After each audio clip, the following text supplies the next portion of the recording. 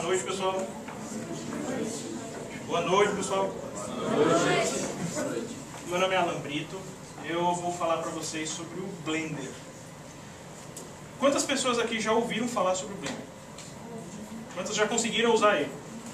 É uma quantidade bem menor.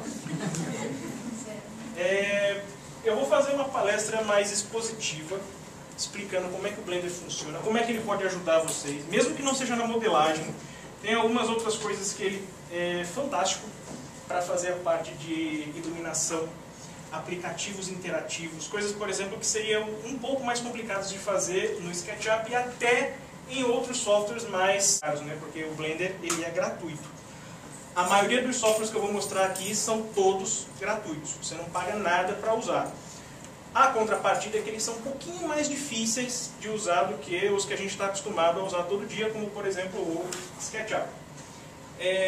Então, como objetivo, se eu quisesse colocar um objetivo para essa apresentação, eu queria despertar a curiosidade em vocês para chegar na segunda-feira de manhã. Eu não vou dizer que vai ser hoje à noite, porque chegar em casa no sábado de noite para fazer isso, eu desisto, eu acho que eu não vou conseguir. Mas na segunda-feira de manhã vocês terem a curiosidade de tentar fazer algumas das coisas que eu vou mostrar aqui, inclusive o professor Edson também, para que ele deixe de usar o código. Para que na segunda-feira ele esqueça o código e pelo menos tente uma vezinha usar o Blender.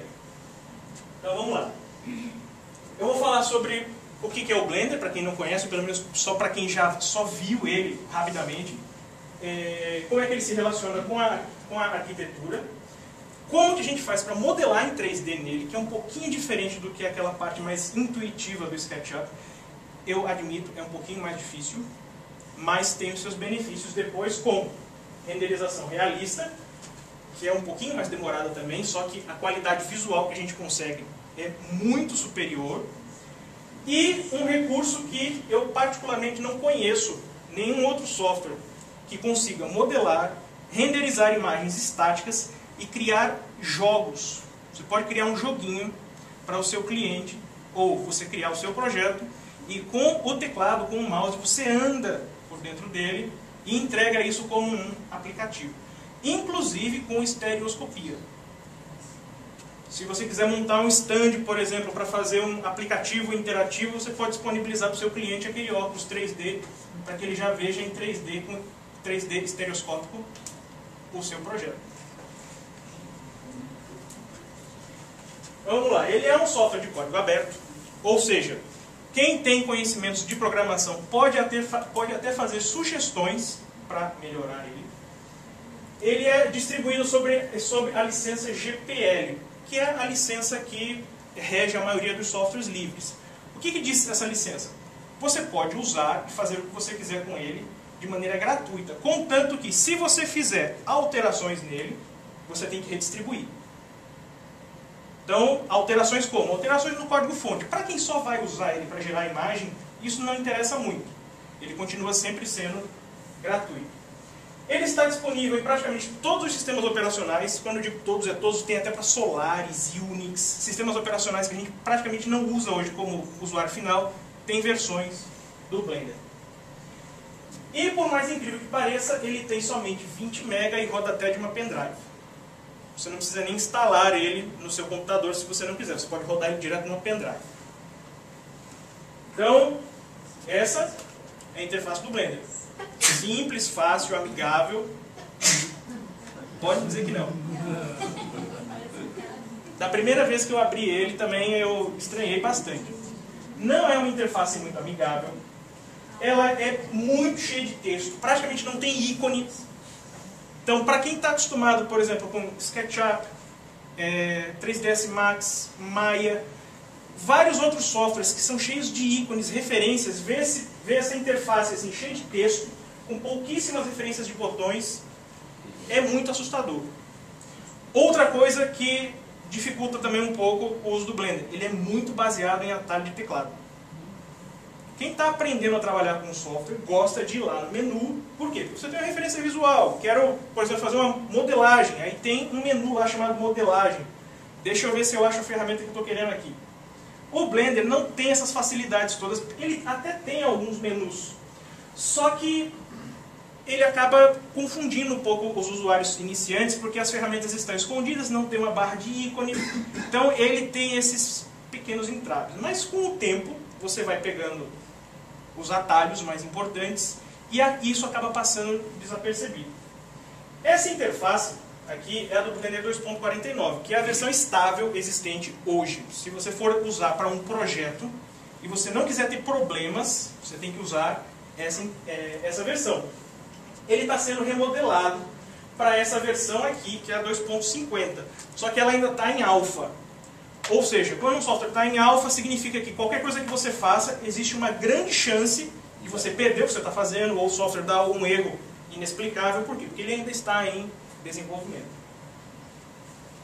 Então, como é que o Blender pode ajudar na arquitetura? Como é que eu posso fazer? Em que ele me ajuda? Eu costumo dizer que só tem duas coisas em um modelo genérico de fases que a gente usa para desenvolver, pelo menos, a visualização de um projeto, que é na concepção da ideia e no desenho CAD, que não tem jeito dele ajudar. A ideia até não é com o software que você vai ter a ideia. E o CAD é muito especializado, o desenho técnico em si é muito especializado para o Blender. Fora isso, na organização das ideias, na avaliação, você pode criar modelos volumétricos. No estudo preliminar, modelagem 3D, materiais, luzes, simulações realistas e na animação. Tudo isso pode ser feito com o Blender. Compatibilidade com o CAD. Uma coisa muito sensível para a maioria dos arquitetos, porque muita gente gosta de pegar o desenho técnico e a partir do desenho técnico começar a fazer a modelagem 3D. Por quê? Porque as paredes já estão todas desenhadas, já está na escala. O Blender só é totalmente compatível, 100%, com arquivos DXF. Ele não tem, ou pelo menos existe uma iniciativa para tentar fazer com que ele seja compatível, que ele interprete e leia arquivos DWG. Só que isso é muito complicado por causa da arquitetura do Blender. O formato DWG é um formato proprietário da Autodesk. Então, teoricamente, para que alguém consiga fazer um software que leia arquivos DWG, ele tem que saber como é que funciona o DWG. E para fazer isso tem que pagar royalties para a Autodesk. Como ninguém se propôs a fazer isso ainda, então o Blender, por enquanto, só lê arquivos DXF. Mas a maioria dos softwares de CAD consegue exportar os projetos em formato DXF. Então, quanto a isso, não tem grandes problemas. Em relação à modelagem, a modelagem dele é toda baseada em polígonos.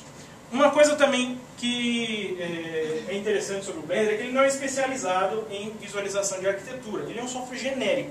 Então ele pode fazer personagens, pode fazer arquitetura, cenário, pode fazer várias coisas. Então o sistema de modelagem dele, por exemplo, não é tão otimizado para a arquitetura como o SketchUp. No SketchUp você é condicionado a trabalhar com elementos geométricos. Aqui não. Aqui você pode tanto fazer coisas geométricas como coisas orgânicas. Então ele trabalha com os elementos básicos da modelagem poligonal, que são vértices, arestas e faces. E quanto a isso, aí ele trabalha com as principais ferramentas de modelagem poligonal, algumas delas existentes do SketchUp: Extrude, transformações, que é mover, rotacionar, escalonar, ferramenta faca, Loop Cut, Connect, Spin, e as ferramentas de Snap, que seria, no caso, aquelas ferramentas que a gente usa para poder magnetizar algumas transformações para fazer modelos com mais precisão. Então, deixa eu mostrar mais ou menos como é que a gente pode fazer o trabalho no Blender. Aqui, ó, uma coisa extremamente importante sobre o Blender, antes que você comece a trabalhar com ele, é você entender o sistema de modos de trabalho dele. Ele tem modos para fazer cada uma das tarefas dentro do software. Por exemplo, você vai querer trabalhar com modelagem. Então você vai para o método de modelagem, que é esse daqui, Edit Mode, onde você vai editar um polígono. O modo Object é onde você vai manipular o objeto como um todo. E cada um desses, aí tem a maneira correta de trabalhar. Show. Pronto, então esse daqui